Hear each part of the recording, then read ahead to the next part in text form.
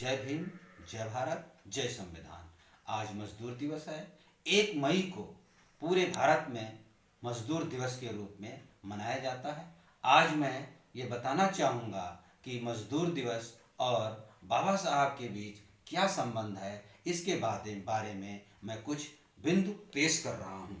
बाबा साहब वायसराय के कार्यकारिणी परिषद के श्रम सदस्य थे और उन्हीं के कारण जो 12 से 14 घंटे तक का काम मजदूरों से लिया जाता था, उसके लिए बाबा साहब ने कानून बनाया, उसके लिए प्रयास किया और आज 8 घंटे काम लिया जाता है।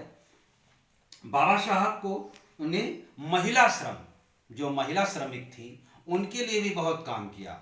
उनके लिए उन्होंने जो काम किया है, मातृत्व का लाभ के लिए उन्होंने एक बिल पेश किया, प्रसूति लाभ विधेयक। जो श्रमिक महिलाएं हैं और मातृत्व का लाभ लेना है तो उनको आज के दिन तक लाभ मिलता है। बाबा साहब ने 1936 में श्रमिकों के अधिकार के उत्थान के लिए इंडिपेंडेंस पार्टी की स्थापना की। इस पार्टी का घोषणा पत्र मजदूर, किसान, निम्न मध्यम वर्ग के अधिकारों का हिमायती था। बाबा साहब का ये सपना था कि मजदूरों के लिए भी अपनी एक पार्टी होनी चाहिए। इसके लिए बाबा साहब ने ये पार्टी बनाई।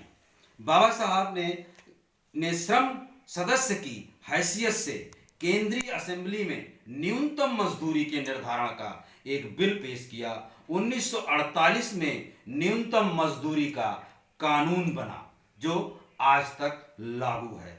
बाबा साहब ने ट्रेड डिस्प्यूट एक्ट के संशोधन करके सभी यूनियनों को मान्यता देने की आवश्यकता पर जोर दिया। सन 1946 में उन्होंने लेबर ब्यूरो की स्थापना की। बाबा साहब पहले व्यक्ति थे जिन्होंने मजदूरों को हड़ताल करने के अधिकार का, स्वतंत्रता का अधिकार माना। मतलब हड़ताल करने का जो अधिकार था, बाबा साहब ने का ये सपना था कि कोई भी मजदूर, उसकी अपनी कुछ मांगे हो सकती हैं, अगर वो उसकी मांगे पूरी नहीं होती हैं, उसको उसका हक नहीं मिलता है, इसके लिए वो हड़ताल कर सकता है। अगर वो मजदूरों की इच्छा के विरुद्ध अगर कोई काम लिया जाता है, अगर ऐसा किया जाता है तो वह एक गुलाम बनाने की साजिश होगी।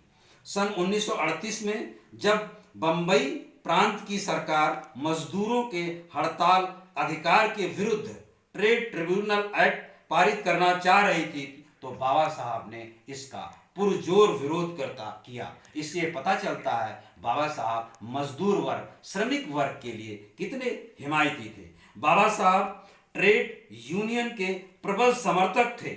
उनका मानना था कि ट्रेड यूनियन सरकार पर अपना कब्जा बनाएंगी तभी मजदूरों का भला होगा। उनका ये इच्छा थी कि ट्रेड यूनियन भी, जो अपनी यूनियनें, मजदूरों की जो यूनियनें थी, वो एक सरकार बनाएंगी। कोई किसी का भला नहीं कर सकता, ऐसा बाबा साहब का सोचना था। मजदूरों को भी भला अगर करना है तो स्वयं इसके लिए लड़ना होगा। बाबा साहब का मानना था कि भारत में मजदूरों के 2 बड़े दुश्मन हैं। आप सभी अंदाजा लगा सकते हैं वो दुश्मन कौन से होंगे। एक पूंजीवाद और एक ब्राह्मणवाद।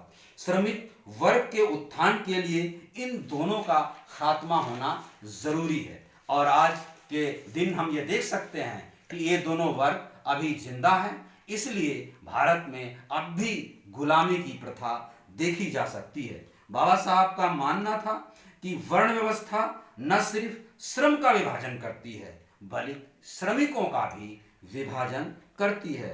बाबा साहब सफाई कर्मचारियों, कामगारों के लिए एक संगठित आंदोलन करने के वो जनक थे। ये बहुत कम लोग जानते होंगे कि बाबा साहब ने जो सफाई कर्मचारी के कामगार लोग थे, उनके जो संगठित आंदोलन के वो जनक थे। उन्होंने बंबई और दिल्ली में सफाई कर्मचारियों के कई संगठन स्थापित किए। बंबई म्यूनिसिपल कामगार यूनियन की स्थापना बाबा साहब ने की। जो सफाई कामगार थे, जो त्रस्त थे, जो उनको मजदूरी भी नहीं दी जाती थी, और उनके लिए बाबा साहब ने काम किया। जो शख्स आज भी इस देश में गटर में जा रहा है और उसको भी उसकी जाति के आधार पर अपमानित होना पड़ रहा है। मेरा ये कहना है कि बाबा साहब ने कामगारों के लिए, श्रमिकों के लिए इतना काम किया। मैंने तो कुछ कम बिंदु ही आपको गिनाए हैं। उनके काम, बहुत सारे काम मजदूरों के लिए, श्रमिक मजदूरों के लिए, महिला श्रमिक के लिए, दोनों के लिए काम किया। इसलिए दुनिया उन्हें विश्व स्तर पर सूर्य की उपाधि देती है। बाबा साहब, आज के दिन यदि मजदूर दिवस के दिन हम बाबा साहब को याद ना करें तो ये बड़ी भूल होगी। अगर हम वास्तव में मजदूर दिवस को मनाना चाहते हैं तो बाबा साहब का नाम और उनके योगदान को भी आगे बढ़ाना होगा।